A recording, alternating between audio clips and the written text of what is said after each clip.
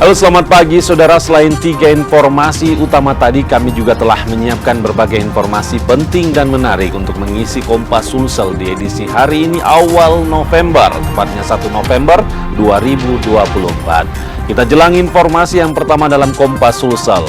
Saya Hendra Bakti.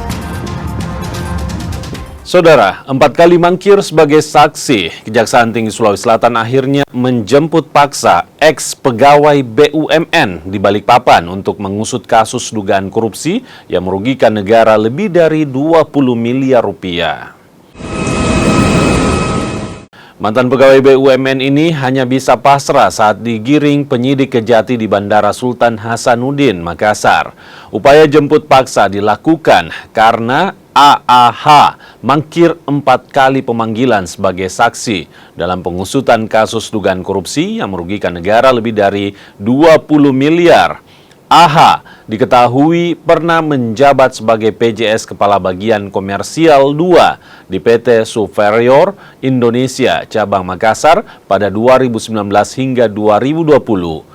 Modus operandi dalam kasus yang menjerat tersangka AH bekerja sama dengan 6 tersangka lainnya untuk pengerjaan 4 item proyek fiktif, yakni jasa pengawasan, jasa konsultasi, dan jasa pendampingan dengan kegiatan usaha PT Surveyor Indonesia.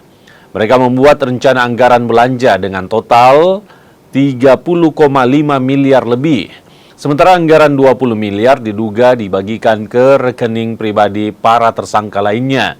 Tersangka AH ditahan di Lembaga Pemasyarakatan Kelas 1 Makassar.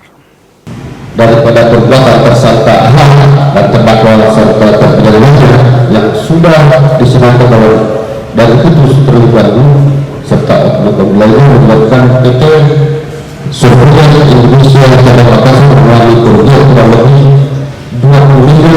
20.649.558 rupiah hasil temuan dari ahli otentik. Ini sudah dipertanggungjawabkan di persidangan yang terpidana tersangka lain.